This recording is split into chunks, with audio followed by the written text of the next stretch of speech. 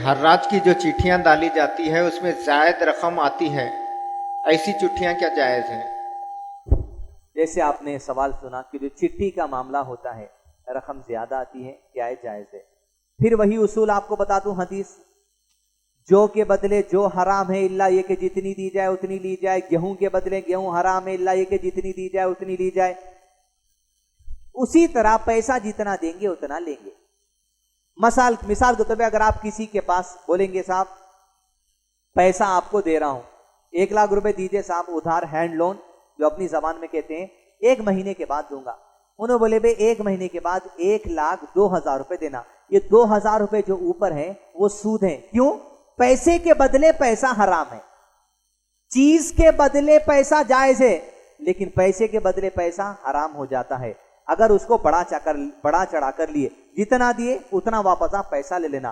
ठीक इसी तरह चिट्ठियों में होता ही है कि मिसाल के तौर पे 10 महीने की चिट्ठी और 10,000 की चिट्ठी, हर महीना 1,000 रुपए भरिए, 10 महीने में 10,000 रुपए भरे। 11वां महीने में जब चिट्ठी वाले साहेब चिट्ठी के पैसे देने आपको आते हैं, उस मौके पे आपको 10,000 भरे थे आप 10 महीने में, 11वें महीने में आपको 12,000 रुपए देते। ये 2,000 रुपए सूद है। पैसे के बदले पैसा हलाल है इल्ला ये कि जितना दिया जाए उतना लिया जाए, लेकिन पैसे के बदले पैसा हराम हो जाता जितना दिए उससे अगर ज्यादा लिए तो।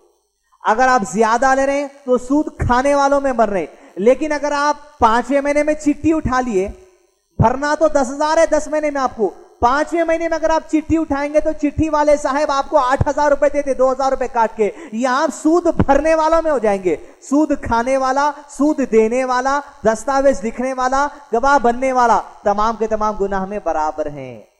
लेकिन चिट्ठियों का मामला अगर ऐसा है कि 10 महीने की चिट्ठी है, हर महीना 1,000 रुपए दो, 10 महीने में 10,000 दे, 10 महीने के बाद फिर 10,000 ही लेना, भाई चाहे बचत हो जाए, कुछ पैसे काम आ जाए, रिश्तेदार डाल दिए, बस्ती वाले डाल दिए, दोस्त अहबाब डाल दिए, ये जायज हो जाता।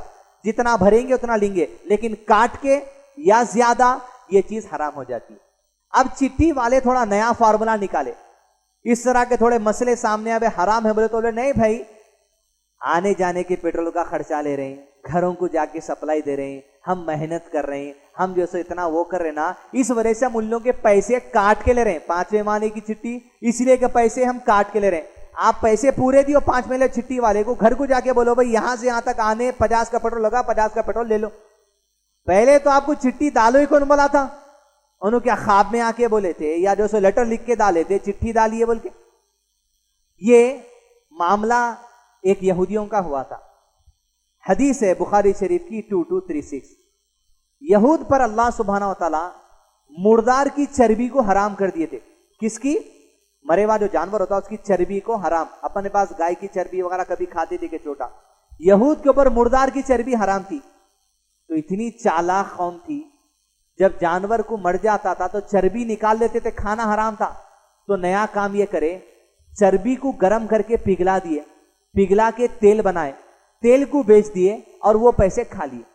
रसूलुल्लाह सल्लल्लाहु अलैहि वसल्लम हदीस में फरमाने के अमल पर अल्लाह ताला यहूद को गारत करे, यकीनन अल्लाह ताला ने उन पर मुर्दार की चर्बी को भी हराम किया था, लेकिन उन्होंने उसे पिघलाया और उसे बेच दिया और उसकी कीमत खा गए। चर्बी ने खाना बोले तो क्या बोले? चर्बी का तेल बना के खा गए। चिट्ठी के पैसे काट के नहीं देना साहब बोले तो क्या करे? पेट्रोल के पैसे हैं साहब, आने जाने की मेहनत के पैसे हैं, पैसे हिफाजत से रखे ना, ये चर्बी गलाने के काम है पूरे। इस तरह का मामला नहीं करना चाहिए। जितने रखेंगे उतने ही देंगे। इसलिए एहसान का मामला है भाई, ताकि किसी को जरूरत के मौके पे काम आ जाना बोल के बात है। आप ये कारोबार तौर पे चला रहे हैं, जिंदगी कारोबार ही चाहिए। सुबह उठेगी चिट्ठी, शाम बैठेगी चिट्ठी, फोनों पे चिट्ठी, ये आप बिजनेस बना लिए तो ये चीज जो सूद के दायरे में दाखिल हो जाती है।